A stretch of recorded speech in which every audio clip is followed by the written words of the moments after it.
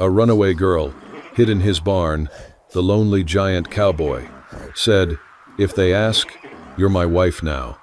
Wyoming Territory, winter of 1879. The wind howled across the snow-covered plains like a wild beast mourning the dead. A westbound train chugged through the blizzard, its iron wheels groaning against the frozen tracks. Steam hissed, trailing behind it like a ghost in flight. Inside the last passenger car, a young woman stood trembling, clutching the ivory lace of her wedding gown.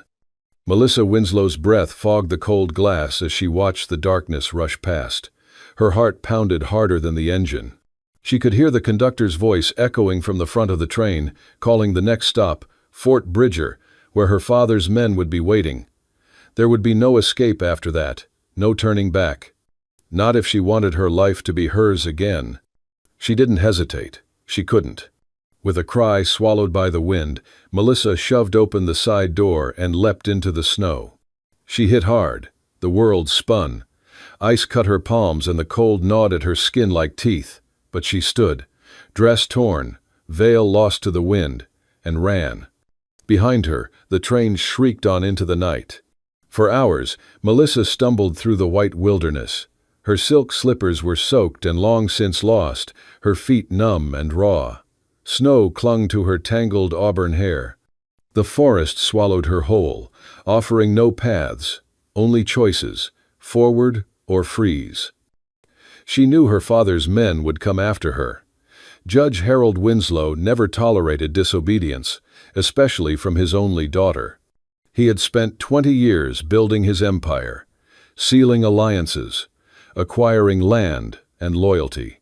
Marrying her to Richard Halford, an aging railroad magnate with fists instead of hands, was the crown jewel of his plan. But Melissa knew what kind of man Richard was, and she would rather die alone in the snow than spend her life beneath his boots. A wolf howled in the distance.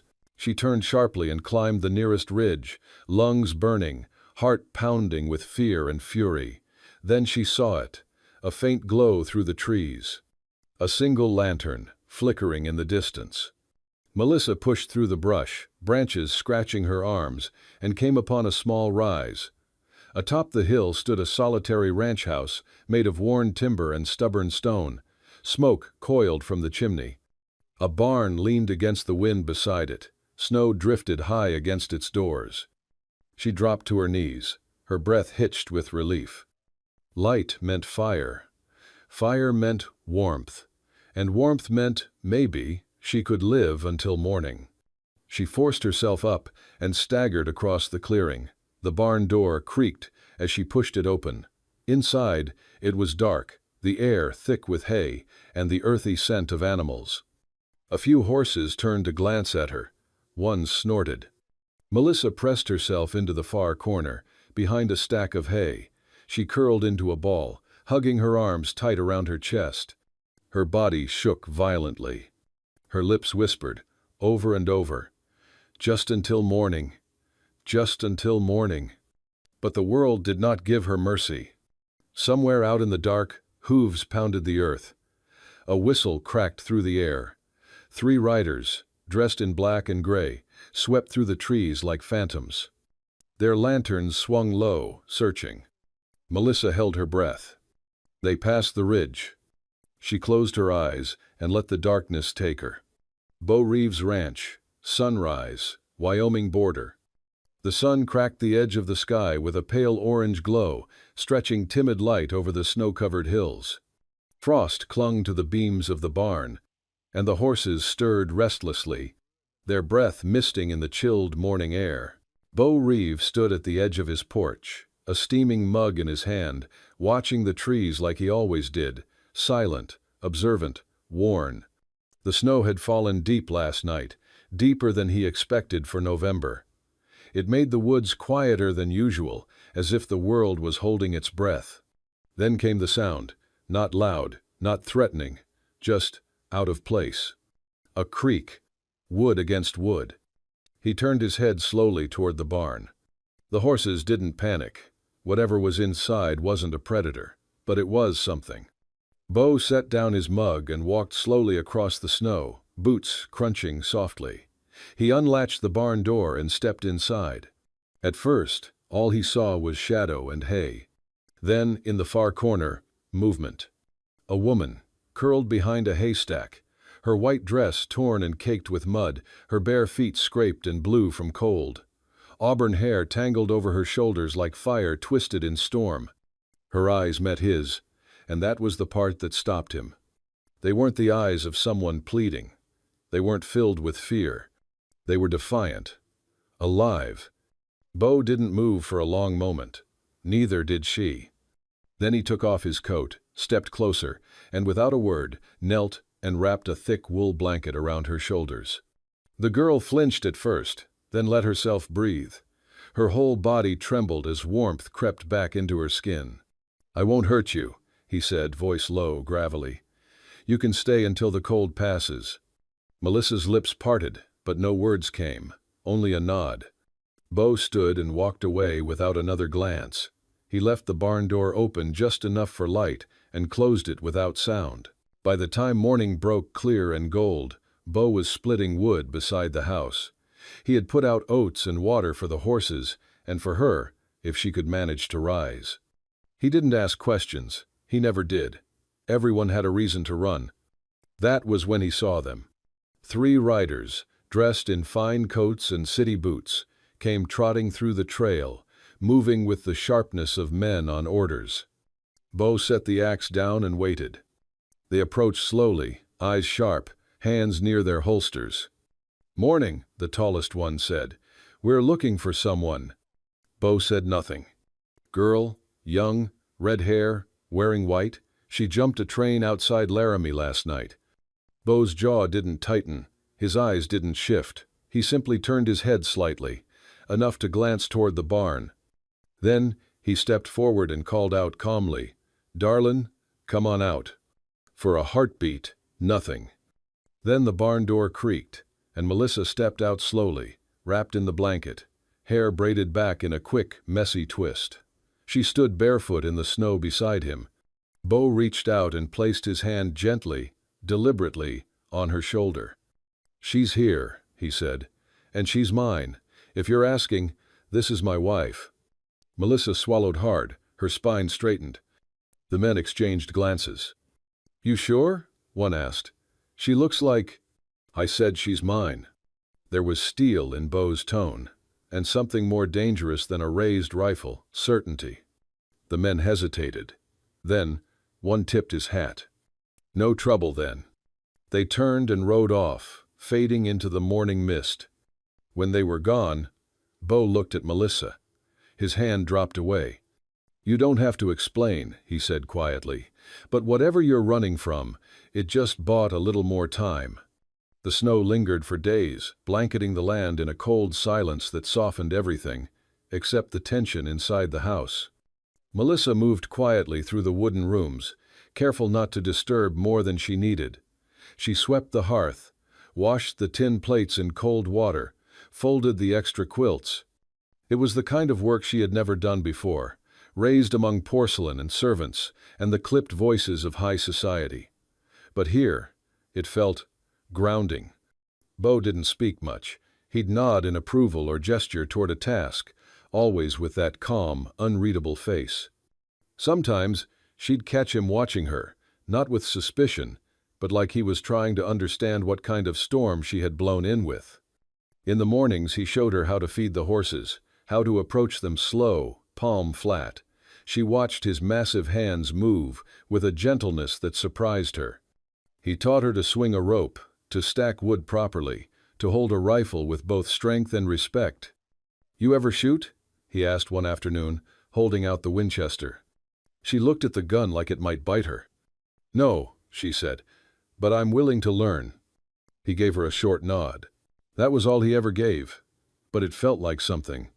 The townsfolk came by after the third day. A knock at the door, loud and cheerful. Melissa had been baking bread, a disaster of a loaf she was trying to hide.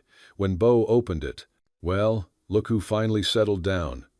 A woman beamed from the porch, flanked by her husband and a boy holding a sack of potatoes. "We heard you took yourself a wife, Bo. About damn time." Melissa froze, flour on her hands. Bo didn't answer, just stepped aside to let them in. The visitors came bearing gossip and congratulations. They asked questions. How long had they known each other? Where had they married? What brought her west? Bo stayed silent. Melissa, flustered, found herself answering with half-truths and stumbling improvisation.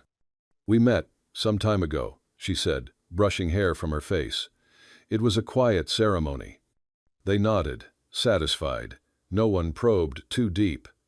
In towns like these, folks didn't dig unless they were paid to. After they left, Melissa laughed for the first time. A real, startled laugh. Bo looked at her with raised brows. "What?" he asked. "You," she grinned, "are the worst liar I've ever seen." He gave a shrug. "Didn't have to lie. Just let you do the talking." She shook her head, still smiling. That night, they shared dinner without tension. She burned the beans, and he said nothing, just passed her the salt, like it might fix everything. He noticed she sang sometimes, under her breath, when she thought he wasn't listening. Old hymns. Melodies from a life she hadn't quite let go of. One evening, as the fire crackled low and the wind beat at the windows, she turned to him suddenly. "Why did you say it?" Bo looked up from whittling a piece of wood. "Say what?" "That I was your wife. You didn't know me." He studied the fire. His voice came low.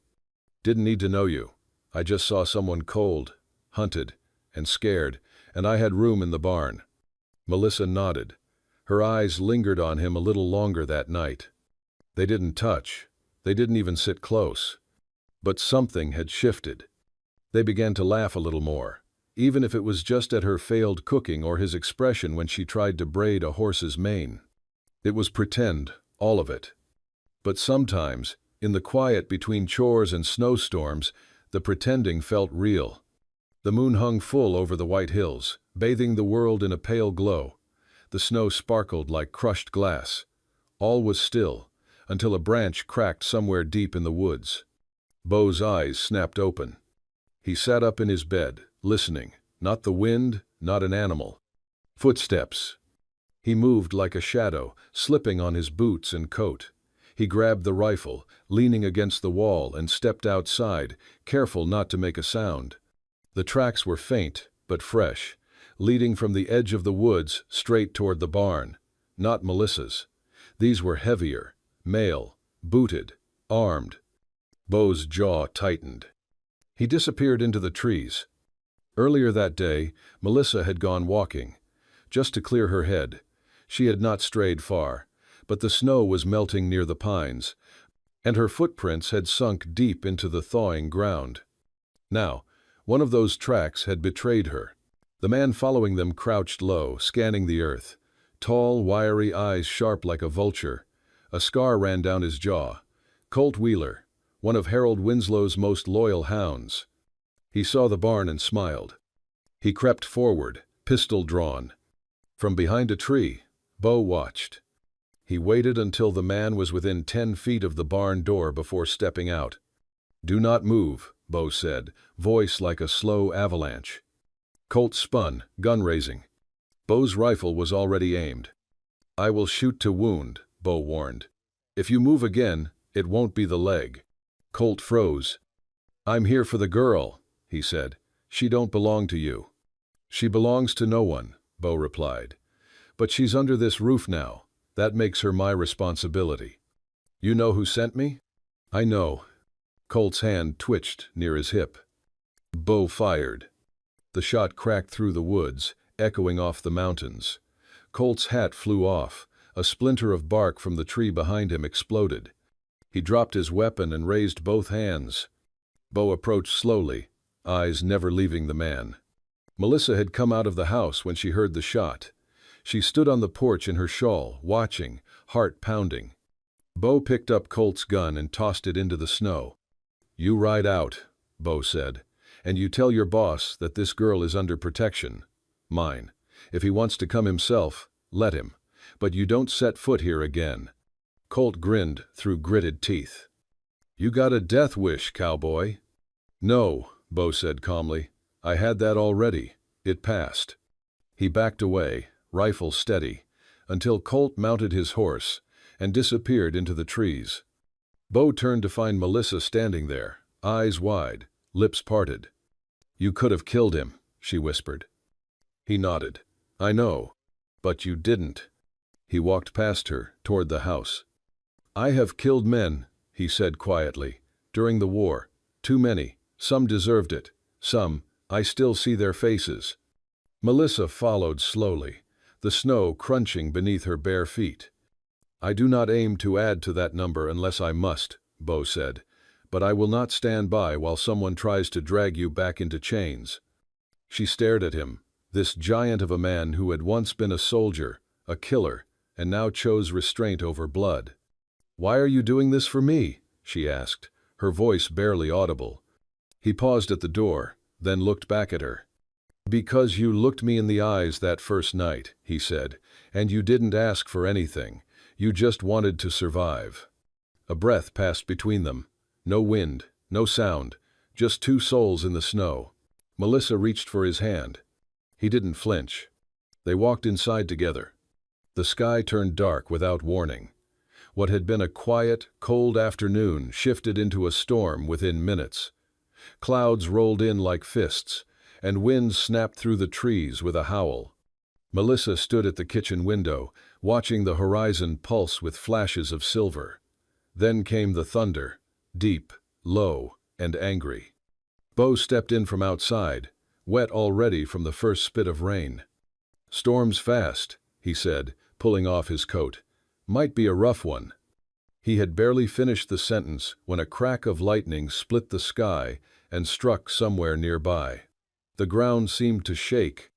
A second later, a smell hit the air, acrid, sharp. Smoke. Bo's head snapped toward the barn. He was out the door before Melissa could speak. She followed, skirts gathered in her arms, feet slipping in the mud. The rain was coming down in heavy sheets now, cold and stinging. Flames licked up the side of the barn, flickering orange and violent against the gray sky. Bo kicked the doors open, shouting for the horses.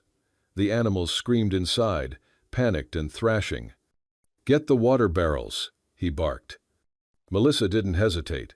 She ran to the side troughs, grabbed a bucket, and began tossing water against the fire. It was nearly useless in the rain, but she didn't stop. Her arms ached, her hair stuck to her face, her dress dragged with mud, but she kept going. Bo disappeared into the smoke. One of the horses, his chestnut mare, was trapped in the far stall, kicking wildly. He wrapped his coat around her face and pulled with all his strength, guiding her out into the storm. Just as the roof gave a groan, Melissa screamed, but Bo dove low, dragging the horse clear as a beam collapsed behind them. They burst out into the rain together, horse and man and smoke trailing from their backs. Bo let the reins go. The mare galloped into the trees. Melissa ran to him. He dropped to his knees, coughing, soaked through. She was beside him in an instant, hands on his face. "Are you hurt?" she asked, voice shaking. He shook his head. His breath came in broken gasps. "You went back in," she said. "It was the only way," he answered. She helped him to his feet, and they stumbled to the fence line. There, under the pounding rain, they collapsed against each other. For a long moment, neither of them spoke. Then Bo looked at her, and in that moment, something inside him cracked.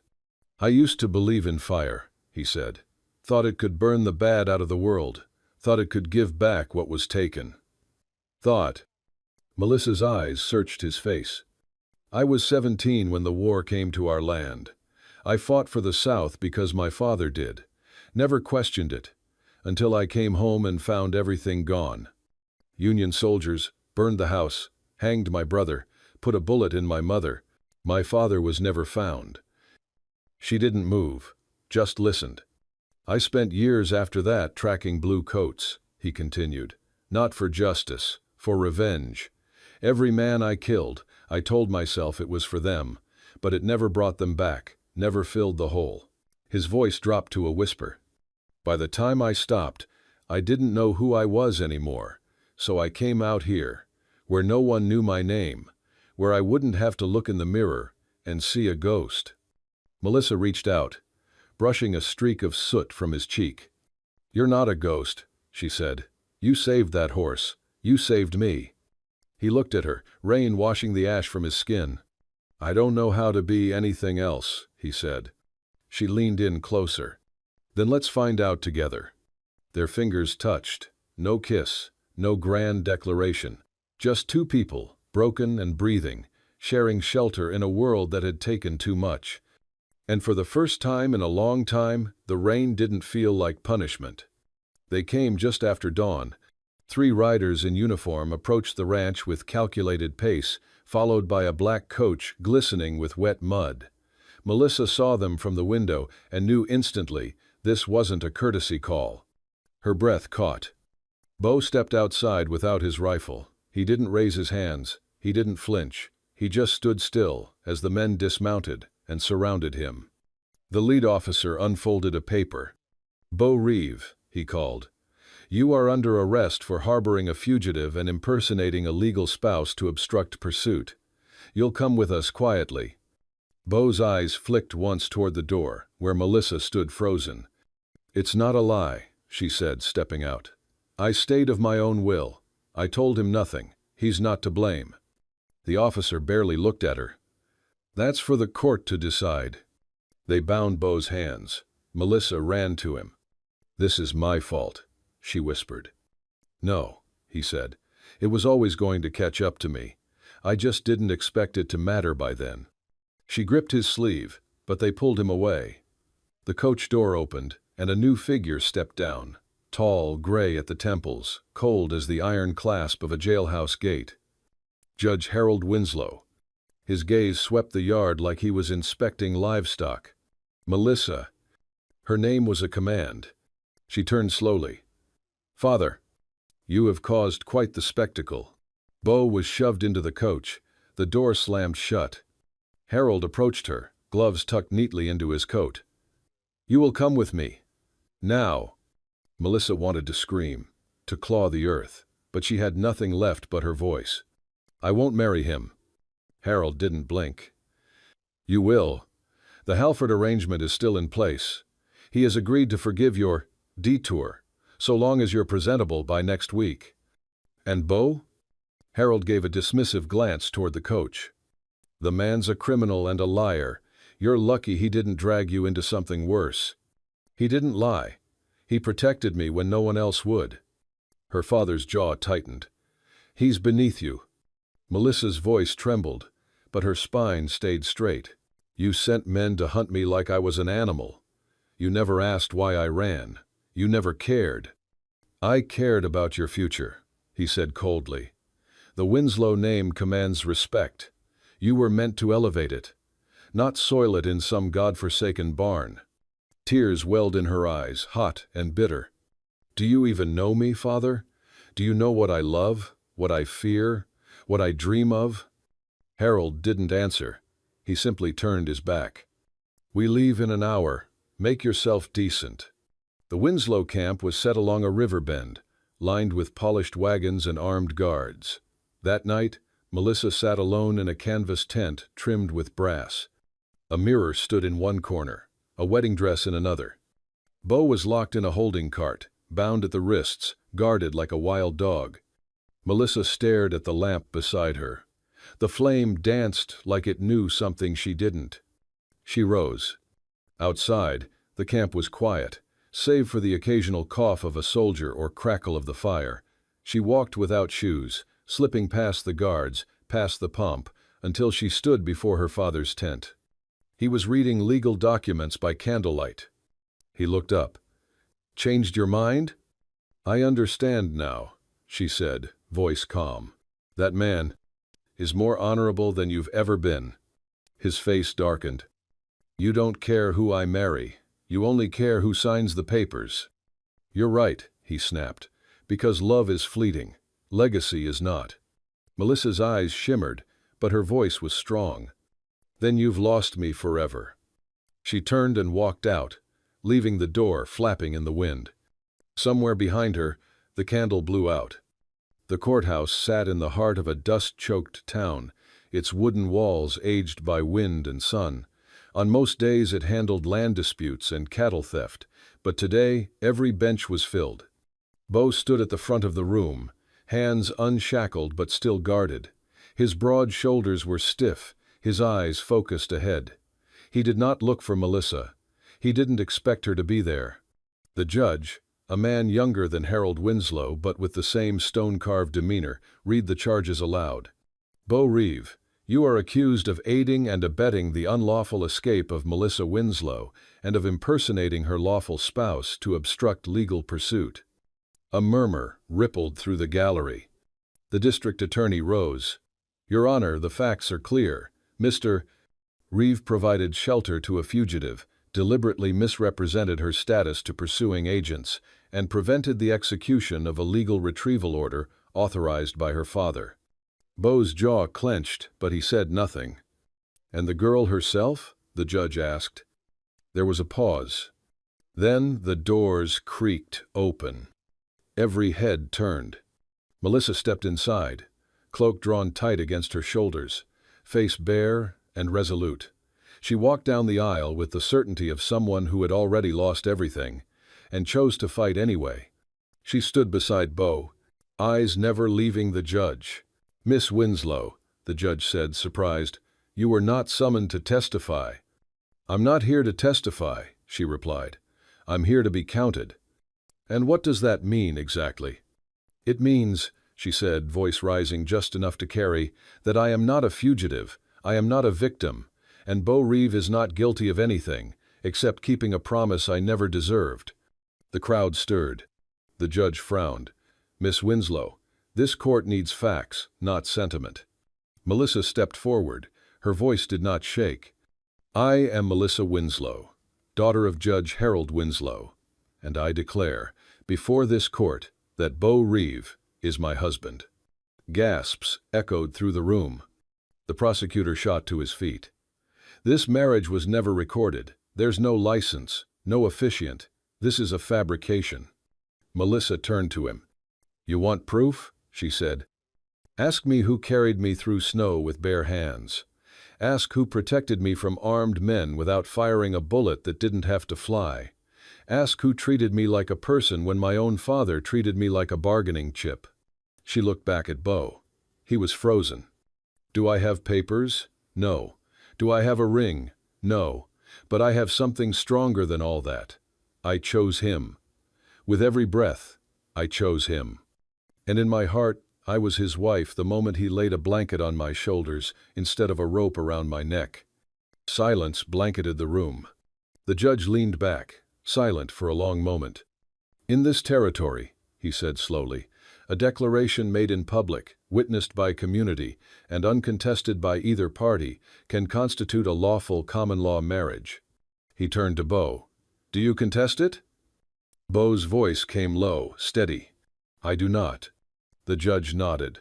Then this court finds insufficient cause to pursue charges. Case dismissed. The gavel struck. And the room erupted, not in chaos, but in applause. People who had once whispered behind their hands now stood, tipping hats, nodding with approval. Melissa looked at Beau. He didn't smile, he didn't cry. But in his eyes, something shifted. Peace. She took his hand. This time, he didn't let go. Spring came late that year, but when it arrived, it painted the world in wild colors. The snow had long melted, giving way to open fields, scattered with bluebells and prairie clover. Birds returned to the skies, and the river behind Beau's land ran clearer than it had in seasons. Melissa stood barefoot in the tall grass, the hem of her dress brushing against blooming stems. The gown was simple, off-white cotton, stitched by her own hands. It bore no lace, no corset, no jewels, but it carried her story in every thread. She had sewn it at night by lamplight, each loop a promise to herself, and to the man who now waited beneath the lone cottonwood tree. Beau stood straighter than usual. His hair was combed, his vest clean, his boots polished like he'd been preparing for weeks, though anyone who knew him guessed he probably had. and for the first time anyone could remember, he smiled. A real, honest, unguarded smile. The ceremony was brief, spoken under the sky and blessed by wind. No church bells, no judge. Just Reverend Thompson, who had once patched up Beau's shoulder with a whiskey rag and a prayer, reading words older than any town line. Around them, a handful of neighbors gathered, not out of curiosity, but respect. Men who had shared trail rides, women who'd brought Melissa broth during winter, children who now called her Miss Lissa when they passed the fence. When Beau took her hands, his fingers trembled, not with fear, but with awe. "You still sure?" he whispered. "I was sure the day you called me your wife to strangers," she whispered back. "This just makes it true for us." The Reverend pronounced them joined, and the crowd clapped softly, reverently. There was no grand feast, no champagne, but there was fresh bread, wild honey, and laughter carried on the wind. Beau helped an old man to his wagon. Melissa held a baby while its mother ate. It was not extravagant, but it was everything. As the sun dipped low, casting the hills in gold, Melissa brought out the horses. Her hair was tied back with a strip of fabric from the train dress she had once fled in. Beau mounted first, then reached a hand to her. She swung up beside him with practiced ease. Together, they rode. Across the open land, through flowers and breeze, and the wide, forgiving silence of the West. They said nothing, because there was nothing left to prove. Far in the distance, the house waited for them, a home not built of stone or law, but of choice, of shared struggle, of quiet love grown in soil that once knew only solitude. Two figures, side by side, riding into a life that neither of them had planned, but both had chosen. Where no one owned them. Where love was not forced, nor traded. Where freedom began, not in running, but in staying. And somewhere between the hooves and the wind, the land seemed to whisper back, "You're home now." If this story stirred something in your heart, if it made you believe, even for a moment, that love can bloom in the harshest places, then you're in the right place. At Wild West Love Stories, we bring you tales where bullets missed but hearts didn't. Stories of loyalty, sacrifice, and love that defied law, blood, and time. If you felt the weight of Melissa's choice, if Beau's quiet strength moved you, then don't forget to hit that like button, subscribe, and turn on the bell so you never miss a single heartbeat from the American frontier. This is just one love story. We've got 1,000 more waiting to be told. Welcome to the ride. Welcome to Wild West Love Stories.